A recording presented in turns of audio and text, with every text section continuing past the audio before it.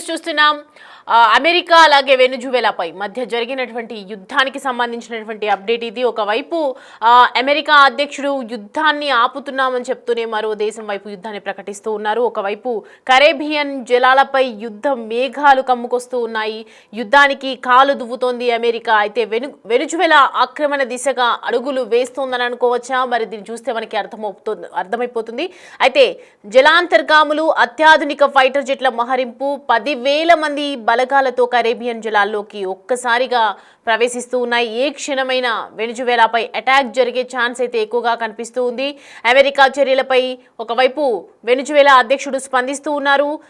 7 యుద్ధాలను ఆపినట్లు పదే పదే చెప్పుకుంటున్నటువంటి అమెరికా అధ్యక్షుడు ట్రంప్ తాజాగా ఒకవైపు ఒక కొత్త యుద్ధానికి తెరతీస్తున్నారని అయితే అర్థమవుతోంది. ఈ క్రమంలో భాగంగానే కరేబియన్ సముద్రంలో భారీ యుద్ధ నౌకలు, అలాగే జలాంతర్గాములు, అత్యాధునిక ఫైటర్ జెట్లను మోహరించడం జరిగింది.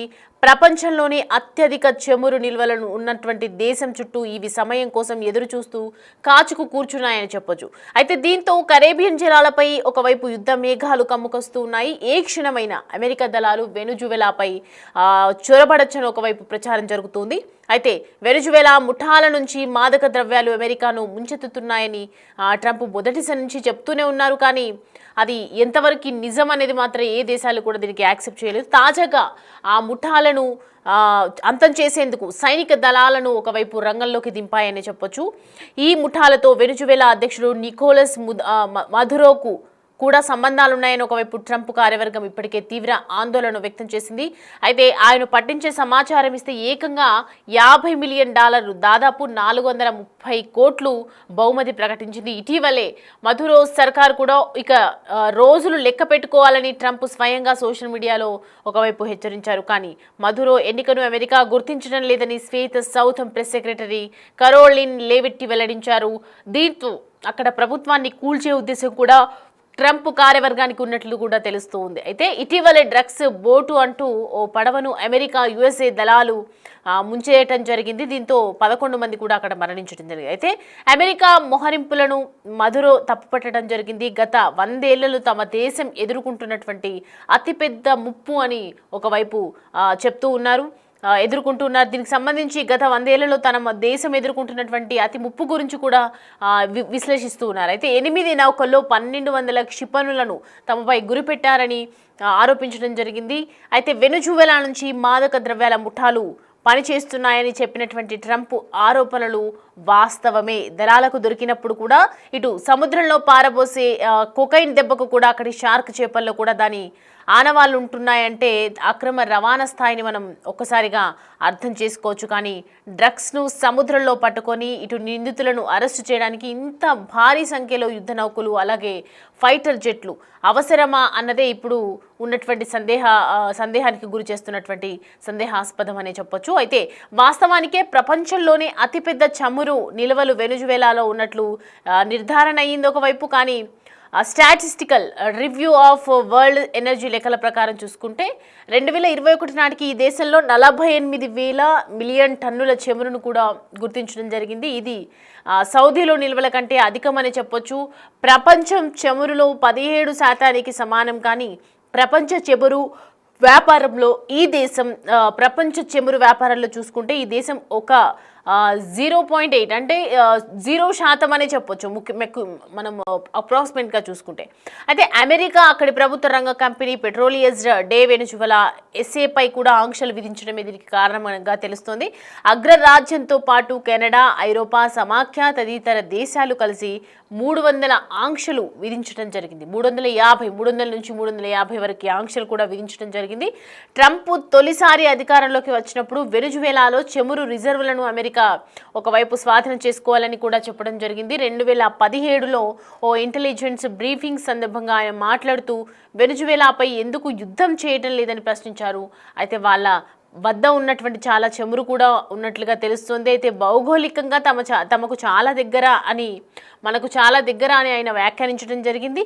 గతంలో కూడా మధురో సర్కారును కూల్చేందుకు ట్రంప్ ప్రయత్నించారు.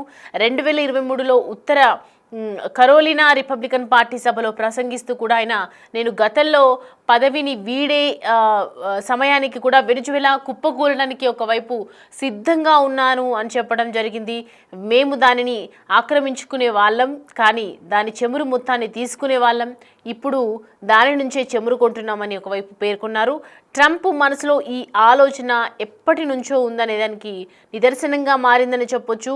అప్పట్లో America NSA HR make master సహా పలువురు మంత్రులు కూడా ట్రంప్ ఆలోచనను వ్యతిరేకించడం జరిగింది. మరి ఎక్కడికి వెళ్తుంది ఇప్పుడు దానికి సంబంధించి చెమురుకు సంబంధించి ఒక కొలిక్కి వస్తారా వెనుజువేలా? ఎందుకంటే ప్రపంచంలో జరుగుతున్నటువంటి ప్రతి ఒక్క యుద్ధంలో కూడా ట్రంప్ దాన్ని ఈక్వల్గా చేసే ప్రయత్నం నేను చేస్తున్నాను, అంటే వారిద్దరి మధ్య ఉన్నటువంటి యుద్ధాన్ని నేను ఆపుతున్నాను అని చెప్తూ ఉంటారు. కానీ ఇప్పుడు ప్రజెంట్ అయితే ఒక చెమురుకు సంబంధించి యుద్ధ ప్రాతిపదికన వెల్లడించడం, ఒకవైపు యుద్ధానికి సంబంధించి అన్ని దేశాలకు కూడా నేను ఫైనాన్షియల్గా నష్టం వస్తుందని చెప్పి ఇబ్బందులకు గురవుతారని చెప్పి ఒకవైపు హెచ్చరిస్తూ వాళ్ళని మీడియేటర్గా ఉండి నేను వాళ్ళకు మధ్యలో జరిగినటువంటి గొడవను సమన్యాయంగా సమకాలికంగా తీర్చిదిద్దుతున్నానని చెప్తూ ఉన్నటువంటి ట్రంప్ మరి ఈసారి వెనుజువేలాపై ఒకవైపు దాడికి గురి చేస్తున్నారు, ఒక రంగాన్ని సిద్ధం చేసుకున్నారు, ఆర్మీని కూడా సిద్ధం చేసుకున్నట్లుగా అర్థమవుతుంది. ఒకవైపు యుద్ధ నౌకలు వదులుతున్నారు, మనం చూడొచ్చు మేఘాల్లో ఉన్నటువంటి ఫైటర్ జెట్స్కి సంబంధించినటువంటి విజువల్స్ అవి. సో ప్రజెంట్ అయితే ట్రంప్ నిర్ణయాన్ని తప్పుపట్టినటువంటి ముదరోకి సంబంధించి కూడా మనము దానికి సంబంధించి కూడా వెనుజువేలాలో ప్రపంచంలోని అత్యధిక చెమురు నిల్వలపై అమెరికా ఎప్పటి నుంచో ఒకవైపు కన్ను వేస్తోంది. మరి వెనుజువేలాను కూడా ప్రజెంట్ అయితే ఎప్పటికీ ఒకవైపు స్వాధీనం చేసుకున్నట్లు కూడా కనిపిస్తోంది. మరి కరేబియన్ జలాలపై ఇటు ఒకవైపు అయితే యుద్ధ మేఘాలు కమ్ముకొస్తూ ఉన్నాయి. చేసుకోవాల్సినటువంటి పలుమార్లు ఉండేదని కూడా కొన్ని వ్యాఖ్యలు ఏదైతే చేశారో దానికి సంబంధించి ఎప్పటి నుంచో దాని మీద ఉన్నటువంటి కన్నుంది కాబట్టి ఎప్పటి నుంచో దీనికి సంబంధించి ప్లాన్ చేస్తున్నారు కాబట్టి మరి వెనుజువేలాలో సర్కారును కూల్చేందుకు కూడా ఒకవైపు చర్యలు చేపడతారు. అమెరికాలో ఎప్పుడు సర్కార్ ప్రతి దేశంలో ఉన్నటువంటి సర్కారును కూల్చే లక్ష్యంగానే చాలా కాలం కూడా పనిచేసింది. కానీ ఇప్పుడు కొన్ని దేశాలు వినకపోవటం, కొన్ని దేశాలు అంత ఇన్ఫ్లుయెన్స్ కాకపోవటం వల్ల ప్రపంచ దేశాల్లో ఎటువంటి ఇబ్బందులు కూడా లేకుండా ఉన్నాయి. కానీ ఇప్పుడు ప్రజెంట్ అయితే మరి వెనుజువేలాపై కన్నుపడటం నేపథ్యంలో మరి ఈ యుద్ధానికి సంబంధించి వెనుజువేలా ఎలాంటి రియాక్షన్ తీసుకుంటుంది, వెనుజువేలా ఈ చమురుకి సంబంధించినటువంటి సిద్ధం చేసే అవకాశాలు ఉన్నాయా? మరి 10,000 మంది జలాలతో ఒకవైపు కరేబియన్లతో ఒకవైపు జలాల్లోకి యుద్ధ నౌకలు విసురుతూ ఉన్నారు. మనం చూస్తున్న విజువల్స్లో క్లియర్ కట్గా కనిపిస్తోంది. మరి అమెరికా అలాగే వెనుజువేలాలో మధ్య జరిగినటువంటి యుద్ధం దీనికి ఒక ఎండింగ్ కార్డ్ పడుతుందా? ఈ చెమురుకు సంబంధించి వాళ్ళు ఎలాంటి డిసిషన్స్ తీసుకుంటారు? మరి అమెరికా ఇప్పటికీ దీనికి సంబంధించి ఇంకా బయటకు వచ్చేమైనా విషయాలు వెల్లడిస్తుందా? ఇలాగే సైలెంట్గా యుద్ధం చేస్తూ ఉంటుందా? ఈ యుద్ధానికి సంబంధించి ఒకవైపు యుద్ధం ఆపుతున్నామని చెప్తూ ఉన్నటువంటి నేపథ్యంలో మరి ఈ యుద్ధానికి తెరలేపటం అనేది ఏ విధంగా దేనికి దారితీస్తుందో చూడాలి.